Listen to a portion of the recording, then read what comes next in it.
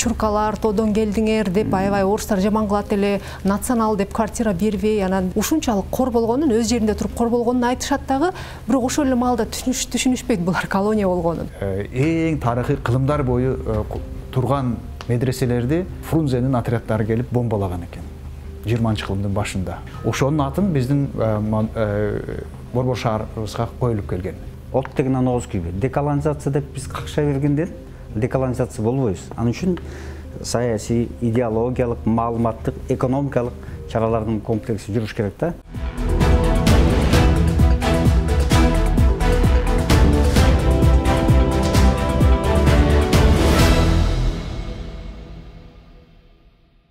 Жақында дипломатиялық академияның профессоры Айнур Жоробекованың қырғыз тіліне байланыштуу улуттук крокодилдер деп айткан сөзү коомдо кызуу талкуу жаратты.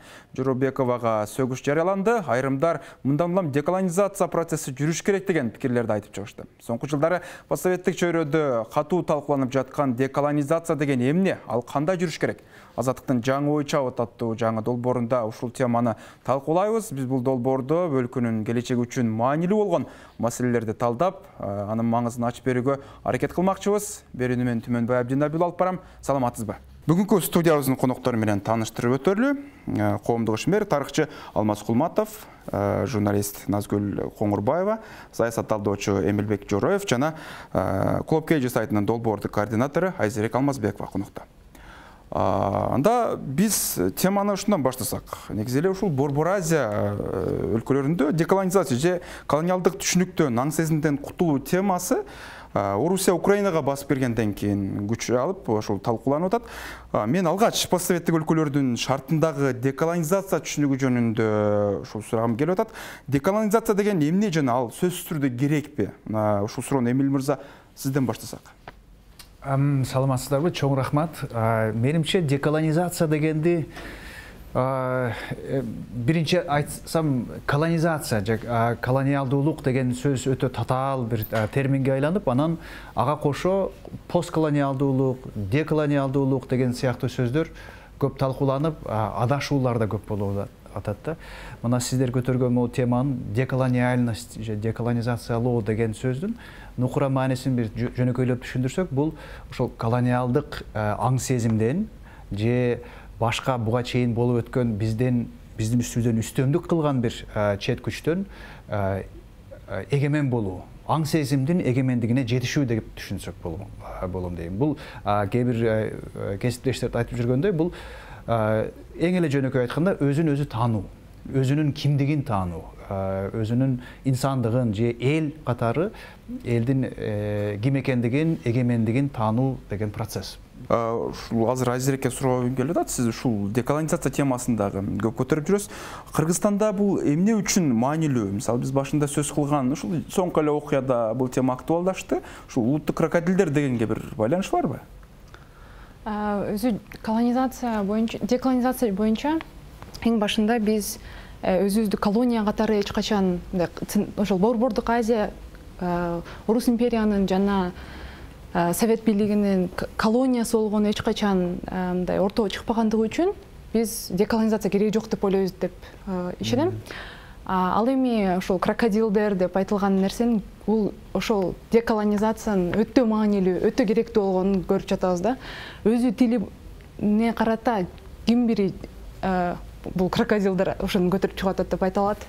Бул бир гана ошол деколонизация керектүү жерлерде болушу мүмкүн. Бул көйгөй көтөрүлгөндө менин оюмча аябай көрсөткүч бир неме болду да, показатель сыяктуу. Түшүнүктүү. Албаз агай, негизи эле ушул деколонизация доорунун темасы көтөрүлгөндө ушул Борбор Азия өлкөсү, анын ичинде Кыргызстанда дагы эки жолу колониялык доор өттү деп айтышат экен тарыхчылар. Биринчиси ушул мурдагы падышачылык доору болсо, кийинкиси Совет мезгилин айтышат экен. Мына биз расмий түрдө эгемендик алганыбызга 30 жылдан ашык убакыт өттү. Бизде ушул аң сезимдеги, ушул жалпы эле административдик маселелердеги деколонизация иштери кандай жүрдү? 30 жылдыкка кандай саресип салсак болот ушул өңүттөн алып? Ал тарыхый түшүнүктөрдү саясий, укуктук аныктамаларды чаташтырбашыбыз керек да. Жаңы ой чабыт деп аталып атпайбы? тарихи анықтаманы қайталап қойғым келіп жатады. Біріншіден біз егемендүүлік алған деп айтпашыбыз керек. Егемендүүлікті жаңы дордо қалуына келтірбөө деп айтышыбыз керек. Восстановление независимости суверенитета деп айтышыбыз керек да. Саяси анықтаманы процессте кубулушту чаташтырып алсак, кийин бизге оппоненттерибиз айтат. Силер өзүңөр айтып атпайсыздарбы? Эгемендүүлүктү алганыңар, ээ болгонуңарга 30 жыл деп атасыз. Анан каякта силердин мамлекетиңер? Расмий жагын айтып атканыбыз. Жок, расмий жагы эмес. Расмий жагы ошол тарыхый, укуктук, тарыхый аныктамага, окуяларга, анан укуктук негизге таянууга тийиш. Мисалы, көп мамлекеттер эгемендүүлүгүнүн, мисалы Эстония, эгемендүүлүгүн калыбына келишин сөз кылышат да. Мына мисалы бизге бир тууган эл Азербайжандардагы 1918 жылы Азербайжан республикасы болгон, булар дагы расмий түрдө Артургай жана түрк мамлекеттеринин саммитинде дагы ошол декларациясына киргизип алышты. Азербайжан республикасынын эгемендүүлүгүнүн калыбына келишин менен уктуктайбыз деген сөздү камтып алышты да. Ал эми деколонизация бул кийин эле козголуп аткан темада. Биз деколонизация десе биз Азия менен Африканы тетиги согуштун астында, согуш мезгилинде, анан 60-жылдардагы жылдардагы туташ мындай колониядан кутулуу процессин гана эске алышыбыз. Биз өзүбүзгө келгенде, bizde дегеле биринин колониясы болгон эмеспиз. Биз ошол жакта органически эле ошол жакта жүргөнбүз. Ошолордун ээлигинде болгонбуз. Ушул мындай мыйзамдуу нерсе экен деп түшүнүп келгенбиз да. Ошондой түшүнүктү калыптандырып алганбыз да. Анан эми туура айтып атасыз, тарыхчылардын арасында бир бетке пикири жок албетте, бирок ошол жанагы орус падышачылыгынын курамына каратылган мезгилди бул биринчи колониалдык доор деп, ал эми Советтер Союзунун курамындагы республика кезибизди баардык эле постсоветтик өлкөлөр ошол империя деп аташат. Анан ошонун курамындагы демек ошол деколонизацияга келишибиз керек деп атат да.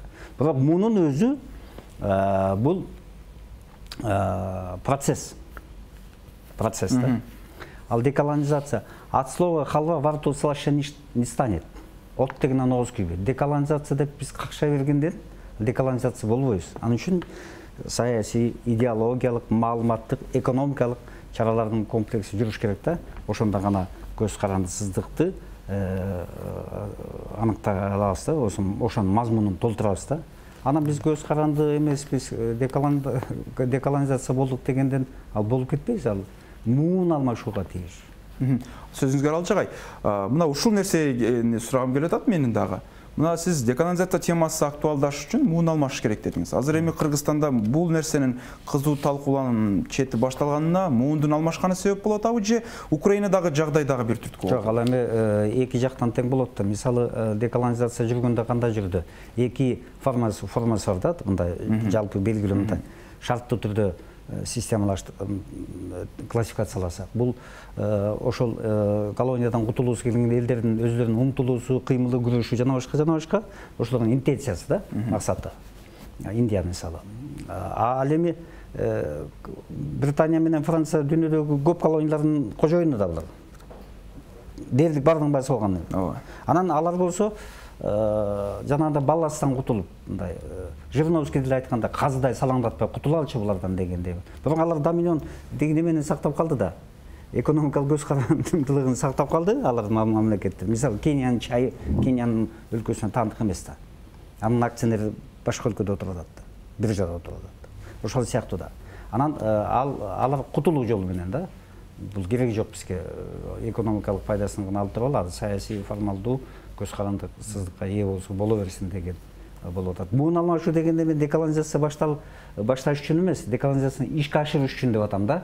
Толук ишке ашырыш үчүн жанагы эски көнүп калган муун, анан жаңы муун түшүнүш керек да. Биз ушул бараткан багытыбыз эмне болот? Кантип мамлекетибизди бекемдей алабыз, чыңдай алабыз, көз каранды болбой калабыз дегенде. Назгүл айым, ушул жерден жөнөкөй жаран катары сурагым келип атканы менин, ушул жөнөкөй жаран көз караштан. Бул деколонизациянын жаран үчүн, коом үчүн мааниси эмнеде? Эмне үчүн азыр Кыргызстанда бул нерсе актуалдашып, бул нерсе ага айтканда бир түшүнүккө кириш керек? мен биринчи жана башталып кеткен ойду уланткым келип атат да алды менен. Биз чындыгында биз деколонизация дегендин алдында биринчи биз колония деген нерсени мойнубузга алышыбыз керек да. Мисалы ушул кезге чейин биздин өзгөчө биздин ата энелердин муунундагы деле адамдар айтышат, жок, биз колония болгон эмеспиз эч качан. Биз Советтер Союзу бул тең укуктуу 15 мамлекеттин курамы болгон. Демек биз эгер биз колония болгонубузду мойнубузга албасак, анда биз кайсыл деколонизация жөнүндө сөз кылабыз. Демек биринчи биздин эң чоң проблемабыз мына ушул биздин колония болгонубузду мойнубузга албай келгенибиз. Ал биринчиден Советтер Союзунда бизди чын эле ошондо ишендирип келишкен сөз жүзүндө. Бизде эч качан колония деп айткан эмес да алар. Бардыгыбыз тең атабыз деп, бирок чындыгында иш жүзүндө тең ата болгон эмес. Мисалы мен улуумундагы эле өзүмдүн туугандарым менен сүйлөшүп калганда алар айтышат да, биз Советтер Союзу болбосо бизге билимди ким бермек, ушунча инфраструктураны ким кормок, биз болбосо дагы эле тоодо жүрө бермекпиз деп айтып келатышып эле, анан кээ бир моменттерин эстеп кетишет да. Мисалы үчүн биз коомдук транспортко түшкөндө чуркалар тоодон келдиңер деп аябай орустар жаман кылат эле, национал деп квартира бербей, анан биз эптеп араң алчу эле квартираны деп, алар ушунчалык кор болгонун, өз жеринде туруп кор болгонун айтышат дагы, бирок ошол эле маалда түшүнүшпөйт булар колония болгонун.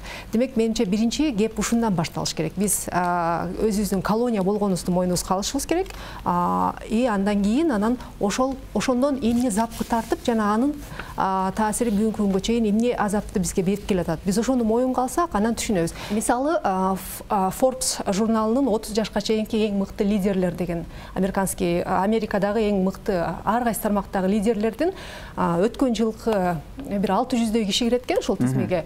Ошол 600дүн 40% Америкада экинчи муундагы гана америкалыктар экен. Демек, ата-энеси көчүп барып, анан ошол жерде чоңоюп калган балдар. Ошондо Forbes журналы жазып атат. Бул тизмеде эң алдыңкы деген лидер америкалык жаштардын арасында иммигранттардын саны жылдан жылга көбөйүп атат. Биздин экономиканы жасап аткан, алдыга жылдырып аткан бул иммигранттар депчи. Биз болсо тескеринче дагы эле отурабыз, орустар бизге жумуш берип атат деп. Керек болсо биздин балдар, кыздар барып орус экономикасын жылдырып атат да, ошол жерде болгон жаштыгын, ал күчүн таштап атат. Биз ошондой нерселерди дагы керек болсо өзүбүздү дагы деле кул сезип, бизге кожоюн жумуш берип атат деген позицияда карагандын өзү дагы бул колониялык аң сезимдин бирден бир чоң мындай айкын белгиси деп айткым келет да. Эмилбирда, ушул эле учурда жер суу аталыштарына байланыштуу дагы маселе көп көтөрүлөт. Бул совет учурунан калган аталыштар өзгөрүш керек деп бир канча жолу коомдук маселе көтөрүлгөнүнө карабай, бул массалык түрдө Кыргызстанда жүрө элек. Жада калса, былтыр ушул элдик курултайда дагы парламент төрагасы Бишкектин 4 районунун атын кыргызчага өзгөртүшүбүз керек дегенден кийин Орусиянын мамлекеттик думасынын бир эмес 3 депутаты ага кайрылуу жолдоп, бул сунушун сынга алган жайы бар да. Негизи бул биз сөз кылып аткан деколонизация үчүн ушул жер суу аталыштарынын өзгөрүшү канчалык мааниге? Булар өтө чоң маанилүү символикалык көрсөткүчтөр. Назгүл өтө жакшы мисалдарды келтирип айтып атат. Ошонун баарысы мисалы үчүн бизде азыр өтө бир ылдамдыкта кетип аткан сөз да булчу. Акыркы кезде сиз айткандай ошо Украинадагы согуш башталгандан бери өтө көп сөздөр болуп, Орусиядан качып келген качкындардын фактору дагы да кошуп өтө бат кетип атат. Бул нерсе негизи чоң коом үчүн, 7 миллиондук эли бар коом үчүн бул акырында калыптанчу нерсе. Акырындык дегенде негизинен ошол маанисине жетишибиз керек. Көрсөткүч эмес, жөн гана бир сөздү экинчи сөзгө алмаштырып коюп эмес, ошонун түпкүрүндө эмне деген маани жатат деген. Мисалы үчүн биз ошол борбор калаабыздын атын өзгөртүп алдык, Кудайга шүгүр. Ошо башында Фрунзе деген көрсө, мен жакын деле билип Бухарага бардым. Бухарада, Өзбекстанда эң тарыхый кылымдар бою турган медреселерди ошол Фрунзенин отряддары келип бомбалаган экен. 20-кылымдын башында, граждандык согуш кезинде. Биз граждандык согуш деп атап коебуз, ал чындыгында ол колонизациялоо согушу болгон ошол кезде. Ошонун атын биздин борбор шаарыбызга коюлуп келген. Бирок шаардын атын өзгөрттүк, 4 райондун атын өзгөртүүгө бел байлай албай коркуп келатабыз. Мына келеген жогорку кеңештин спикери, мындай карасаң, өлкөдөгү экинчи эң маанилүү киши айтып атса, ага аралжы кылып, ага каршы комментарийди заматта біз Москвадан оқып атабыз. Москва өзі деле кеткен бұл тарихтан. Москвада деле Советтік Союздағы аттарды қалтырышқан деле жоқ көп жерлерде. Бирок біз үшін бизден үстөмдүк, бизден мурдагы ээлерибиз сыяктуу болуп, ошол статустан карап, силер алмаштырсаңар болбойт. Силерге бул эрте али мындай жаш баладай мамиле кылгандыгы ошол. Тил боюнча көтөрүлгөндө деле ошол. Биз жер сот алыштарынын өзгөрүшү боюнча ушул деколонизациядагы маанилүү фактор экени жөнүндө сөз кылдык. Биз азыр Бишкектин тургундарынан бул ушул баш калаадагы райондордун аталышынын өзгөрүшү, Советтен калган ысымдардын аттарынын өзгөрүшү боюнча сурам жолоо кылдык эле, азыр ошого назар салып алсак. Ушул тапта азыр көчө аттарын, район аталыштарын кыргызча алмаштырабыз, орус советтик аталыштардан баш тартабыз деген бир демиргелер, сунуштар бар. Анан ушуга силердин көз караш кандай? Бардык нерсени кыргызча керекпиз, неге дегенде өзүбүздүн эгемендүүлүгүбүз бар, Кыргызстан деген жерибиз бар. Ошондуктан жакшы го дейм, бардык нерсе кыргызча болгон. Атабыз балдар төрөлгөндө эле орусча сүйлөп атат. Ошого карата го дейм. Деколонизация жөнүндө кабарыңыз барбы?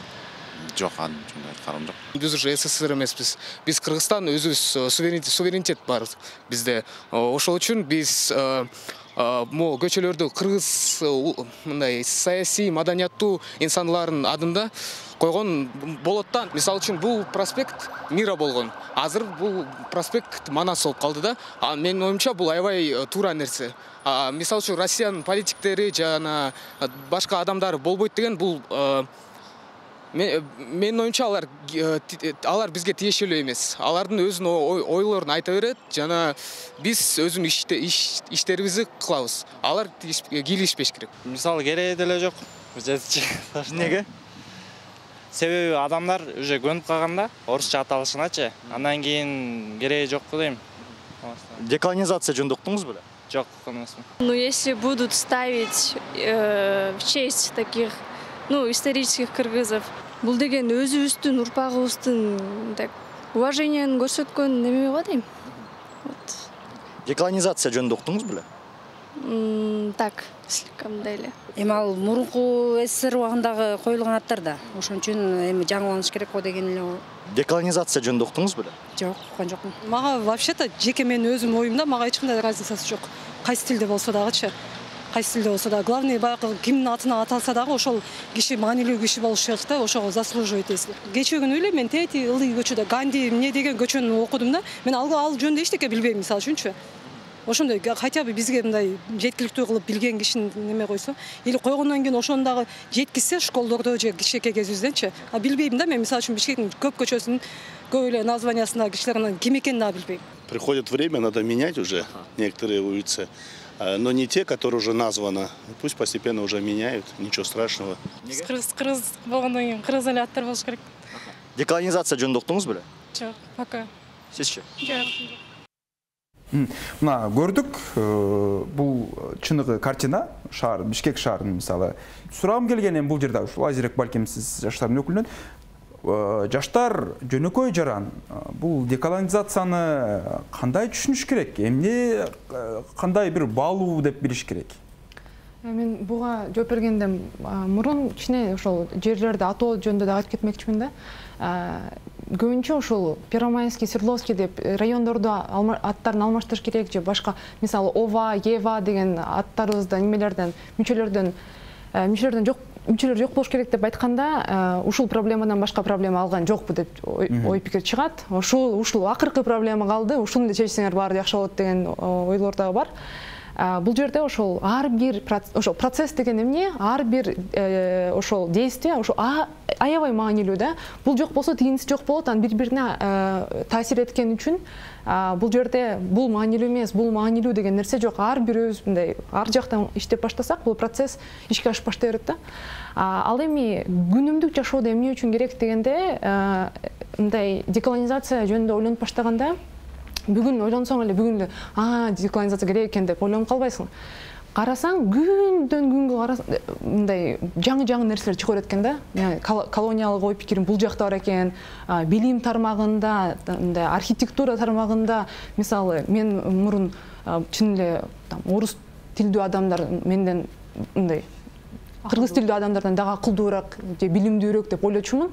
Бул аябай туура эмес бир ой пикир. Бул ошол колониалдык аң сезим, ошол ой жүгүртүү көптөгөн проблемаларга алып келет да. Бирок бул жөн гана саясат ичинде, саясат жакта эмес, билим берүү тармагында эмес, академиктердин тармагында эмес, ар бир киши үчүн маанилүү. Анткени силер да сиз ойлонуп көрсөңүз мүмкүн, мен үчүн маанилүү эмес, бирок сиз дагы колониянын немесиңиз, жертвасыңыз. Сиздин ата энеңиз да ошол системада неме кылганда, өсүп чыкканда сиз дагы ошого аргасыз болосуз да. Мисалы сабактардын баары мен окуган мектепте, Бишкекте окугам, тарыхтын баары Орусиянын китептери боюнча окуган болчу. Мен мисалы репрессияларга чаң болгон, ким өлгөн болчу, кимди өлтүргөн болчу, эч нерсени билбейчүмүн. Бул дагы ошол колониянын бир гана немеси да, бир гана компоненти. Анткени өзүң тарыхын билбесең, өзүң тилиңди билбесең, сен кандай бир эл болгонуңду же адам болгонуңду билбесең, кайсыл жака умтулганыңды биле албайсың да, тарыхта эмне болгон үчүн. Анан бул бир канча нерседен турган нерсе деп айтылса болот да. Алмазга ушул эле учурда мисалы биз эми талкуулап атабыз. Бир канча компонентти сүйлөштүк, ар бир жаранчу маанилүү экенин талкууладык. Ушуну эми кантип түшүндүрүп, кантип жеткиребиз? Жетиш керек. Ал мамлекеттин милдети, идеологиянын калыптандырышы, мамлекеттик саясат жүргүзүү, жаран-жөнүн кам көргөнүн, коопсуздугун камсыз кылуу, ушул мамлекеттин милдети.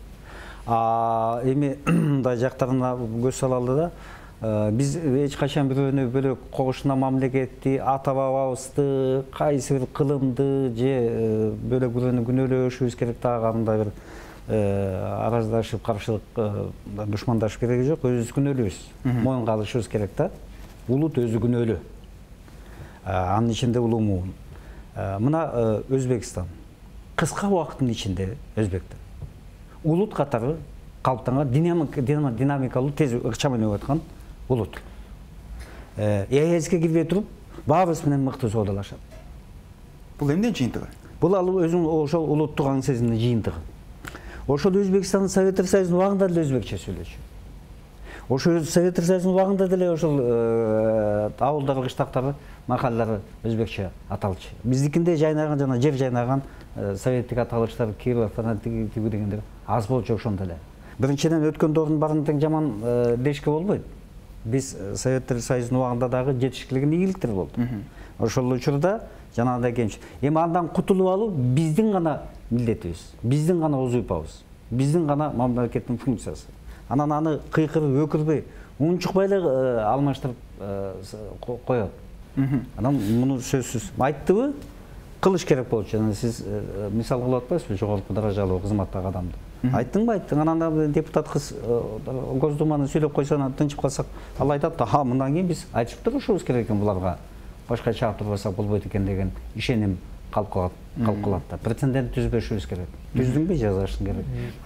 Деколонизация дегенде биз маанилүү жери деген бул нерседен арылуу, бир нерседен ары басып кетүү, бошонуу деген.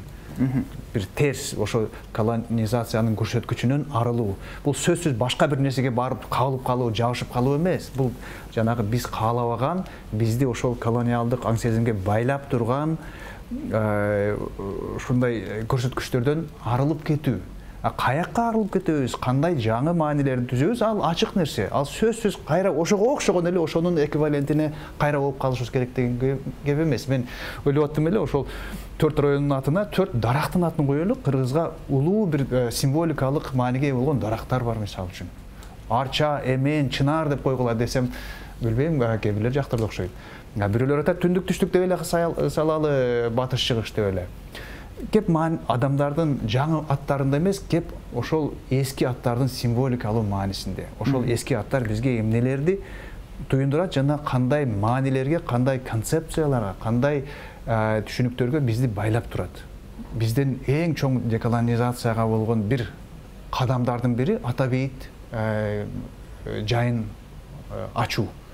Ошол жерде биз ошол Советтер Союзунун, советтик бийликтин алдында репрессияланып, өлтүрүлүп калган адамдардын аттарын тааныдык. Ошолордун сөөгүн кайра уруп, алардын аттарын актадык. Ошол сыяктуу эле азыр бүгүнкү күндө мына жогорку кеңеште дагы бир мыйзам турат. Бул КГБ архивтерин ачыктоо. секреттик архивтерди ачыктоо. Ал бир нече ай мурда токтоп калды эле, буюрса жакында жанданат дешет. Бул да болсо өзүбүздүн ошол азыр бекилип турган, ошол биздин үстүбүздөн үстөмдүк кылып турган колониалдык ээлик кылып турган бийликтин бизден бекиткен сырларын, биздин ата бабаларыбызды жаманатты кылган, душман кылган архивтерди ачып, ошол чындыкты кайра билип алуу. Албетте, мындайда маалыматтык саясатта маанилүү экенин айтып жүрүшөт адистер. Ушул маалымат демекчи, ушул темага кайрылсак, мисалы 2017 жылдагы жыйынтыгга карасак, Кыргызстанда эң көп көрүлгөн 10 телеканалдын катарына Орусиянын 2 каналы кириптир да. Бул ОРТ, мындай айтканда 1-чи канал жана Россия телеканалы, ал 9-чу катарда экен. Бул эми М-вектордон изилдеген маалыматы болуп атат. Билгениңиздер деле, бул 2 каналды Кыргызстанда трансляция кылуу үчүн өкмөт жылына 50 миллион сом төлөп келгени дагы белгилүү. Ушул жаатта сурагым келгени Назгүл айым, маалыматтык жакта кандай иштер жүрүш керек? Мындан ары биз азыр өтмүштү талкууладык, азыркы абалга баа бердик. Мындан ары иштер системдүү жүрүш үчүн мамлекеттик деңгээлде болсун, жарандык коом деңгээлде болсун, кандай этаптар турат? Сиз мынакей эгер маалымат жөнүндө айтып атасыз, мисалы биз буга чейин биздин коомдо бир ишеним болуп келген. Эми коомдо дегенде коомдун бир айрым катмарында дейли. Эгер биз орус каналдарын өчүрүп койсок эле, аң сезимибиз момунтип эле буралып жаңыча ой жүгүртүп баштайбыз деп. Жакында эле мынакей мисалы үчүн Интерньюз жаңы иликтөөсүн жарыялады. Маалыматты колдонуу боюнча Борбор Азия мамлекеттеринде жана анын ичинде Кыргызстанда. Анын жыйынтыктары таптакыр башкача. Мисалы үчүн Кыргызстанда биринчи жолу телеканалдар эмес, маалымат таратуу жагынан биринчи орунга социалдык медиа чыкты. Демек, элдер телевизорду аз көрүп калды деп атышат. Бирок андан кийин эле бул жана сандык анализди сунушташты, андан кийин сапаттык анализди сунуштаганда айтышты. Бирок социалдык медиада адамдар кайра келип ошол орус каналдарын көрүп атат депчи. Анан дагы бир мисал үчүн мен кээде ошол эле Советтер Союзу ыдырагандан кийин төрөлгөн, 90-жылдардан кийин төрөлгөн жаштардын арасында сүйлөшүп калганда деле, аларда дагы мындай бизде совок деген сөз бар го. Совок менталитетти байкайм да. Башында мен жакшы түшүнө албай жүрдүм. Буларда совок менталитет кайдан келет? Эгер бул Советтер Союзунда төрөлбөсө, советтик системада жашабаса, телевизор көрбөсө, ал эми мисалы үчүн орус пропагандасы эң чоң каражат салынарын канчадаган изилдөөлөр көрсөтүп келатат. Мисалы үчүн орус пропагандасына. Орус пропагандасы да бир орунда турган жок, аларда телевизор менен чектелип бүтүп калган жок да. Ошол эле социалдык медиа, ошол эле блогерлер аркылуу пропаганда жаңы форматта жана жаштарга таасир эте турган жаңыча форматта берилип атат. Мисалы эле ошол эле жанагы мен саясаттан тышкарымын, мен бир гана позитив ой жүгүрткүм келет деген орус блогерлери, коучтар, бул дагы мен ишенем, бул дагы ошол пропаганданын бир бөлүгү деп эсептейм. Демек, бул жерде биз концептуалдуу эмнеден башташыбыз керек? Мисалы үчүн биз концептуалдуу дегенде биз билим берүүдө мисалы үчүн Айзирек Айтотбаева мен мектепте кайра бир каралып чыккан тарыхты окуган жокмун, ошол эле советтик тарыхты окудум депчи. Эми бул нонсенс да. Биз 30 жыл болду, анан муун алмашса эле биз өзүнчө эле аң сезим алмашып кетет деген бул иллюзия. Чындыгында бир эмес 5 муун алмашышы мүмкүн. Бирок биз ушул кулдук аң сезимде кала беришибиз мүмкүн. Мүмкүн эмес, ал толук эле ошондой боло турган жагдайда, эгер биз мисалы дагы деле биздин советтик билим берүү системасы кандай? Мугалим бул авторитет, мугалим босс. Окуучулар ага баш ийиш керек.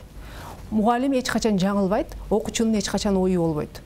Эгер биз ушундай авторитардык системада билим берүүбүз ошол авторитардык системада болсо, жана ошол авторитардык системада чоңойгон муундан биз анан эмнени күтөбүз? Мамлекеттик мүлк деген гана түшүнүк болгон. Совет доорунда жеке мүлк деген түшүнүк болгон эмес. Мамлекет баардыгын тартып алып, айткан, мен сага канча керек экенин мен чечем. Сенин жеке өзүң оокатың болбойт. Бизде чакан жана орто бизнес багыл эми бул айла жоктун оокатынан ошентип элдер өз оокатынды өзүм кылам деп тырышып атып, бирок ошол бул жакшы көрүнүш болду. Бир жагынан мамлекеттин чабал болгону биздин колубузга мындай жакшы карта болуп ойноп берди да. Чакан жана орто бизнес өзгөчө аймактарда пайда болду. Элдер жок дегенде өзүнчөнтүгүнө өзү ээ болуп, экономикалык эркиндикке жетип алды. экономикалык эркиндик бул Советтер Союзунда болбогон нерсе. Демек биз жаңы нерсени пайда кылдык. Мына ушундай концептуалдык нерселер пайда болмойын. Биз аны бир талкуулашыбыз мүмкүн, эки талкуулашыбыз мүмкүн, аттарды алмаштырышыбыз мүмкүн. Жагдай өзгөрбөйт. Же болбосо тил маселесине келгенде деле биз мындан дээрлик 10 жыл мурун капитал деп ошол экономикалык жаңылыктарды жасайбыз дегенде мага бар айткан. Кыргыз тилинде экономиканы чагылдыруу мүмкүн эмес. Кыргыз тилинин күчү жетпейт экономикага. Терминдер дээрлик жок деп ошентип мени нандырышканда мен үчүн абдан таң калыштуу болгон. Биз демек ушундай аң сезимдин азабынан биз кыргыз тили эч нерсеге жарабайт. Кыргыздар эч нерсеге жарабайт.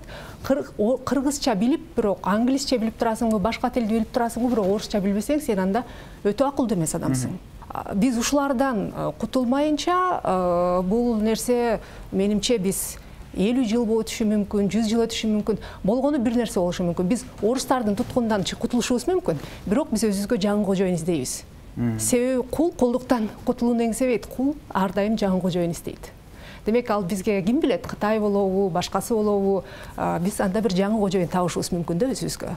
Биринчиден биз өзүбүздүн мындай коомдун акыбалын аңдап билишибиз керек да. Баалап дагы. Баалашыбыз керек. Эл эмнени жөнүндө ойлонот, элди эмне кооптондурат, эл эмне жөнүндө кам көрөт, жашоосу кандай, эмне ишип жейт, эмне кийет дегендер. Мисалы мен бияка чыгып атып, өзбек, казак, украин, эстондорду салыштырып карап көрдүм. Буларда изилдөөлөр жүрүп атат да, эми кырса. Эмгеге окшогон окумуштар, назмге окшогон журналисттер изилдеп, мисалы Казакстанда десоветизациянын процесси жөнүндө китептер чыгып атат экен да. Алар өздөрүн изденип атат. Да. Биздин жаштарды изденип атат. Жаман деген жок. Анан ошону жакшы билишибиз керек да, эмне жөнүндө болуп аткан. Эмне биздин аң сезимибиз кандай болуп атат.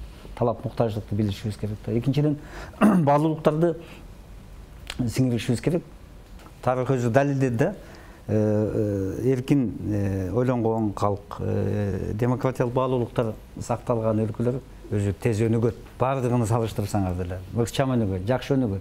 Анан биз ошол өзүбүздүн ошол демократиялык баалуулуктарды, сөз эркиндиги, мыйзамдын сакталышы, мыйзамдуулук, мына ушулар экономиканын да, социалдык экономиканын өнүгүүнүн негизи болот да. Мына ошол баалуулуктарды сиңиришибиз керек. Коомдун маягы эмне болуш керек? Жана алдыга болгон аракеттер боюнча, алдыга болгон ушул максаттар боюнча бир эки сөз. Бул деколонизация болсо эле жакшы бир туура жагына ооп калабыз деген туура эмес. Ал андай гарантия эч ким бербейт. Коом деген өзү эң эле татаал нерсе, мүмкүн негизи бул жашоодо татаал нерсе ошол коомдук пикир, коомдун жашоосу. Бир маселени чечкен менен калган маселелердин баарысы өзүнчө чечилип калбайт.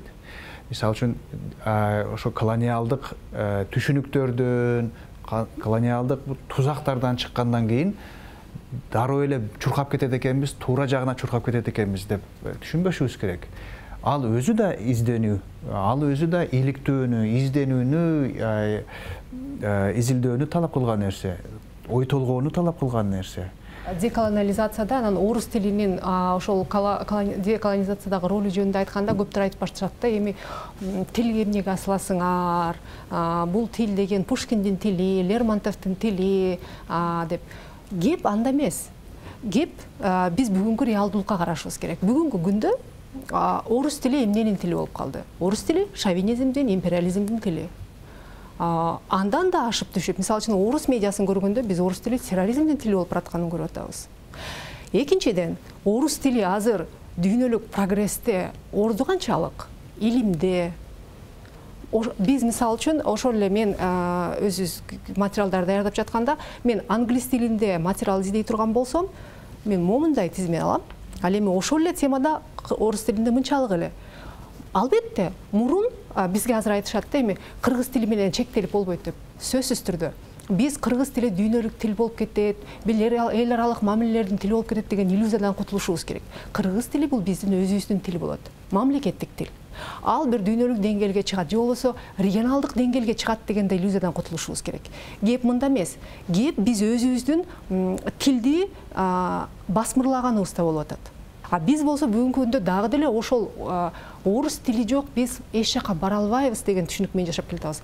А мен айтам, биз орус тили менен азыр эч жака бара албайбыз тескеринче. Биз жаңы мүмкүнчүлүктөргө ачылышыбыз керек. Бизге бул бир караганда өтө жөнөкөй, анча пайдасы жок, убакытты коротууга мааниси жок нерседей сезилет. Бирок менимче бул ушул концептуалдык нерселер ушундай нерседен башталышы керек да. Түшүнүктүү. Доктор, сиздерге чоң рахмат пикирлериңизге келип биз менен бөлүшкөнүңүздөргө. Бул жаңы ой чабыт программасынын алгачкы чыгарылышы болду. Биз бүгүн деколонизация саясаты, деколонизация процесси эмне үчүн маанилүү жана Кыргызстанда бул эмне үчүн жүрүш керек деген теманын тегерегинде коноктор менен талкууладык. Бүгүн бизде конокто коомдук ишмер тарыхчы Алмаз Кулматов агай, журналист Назгүл Коңурбаева, саясаттаудоочу Эмилбек Жороев жана Клуб KG сайтынын долбоорду координатору Айзирек Алмазбекова болду. Берүүнү мен Түмөнбай Абдинабил алып бардым. Аман туруңуздар.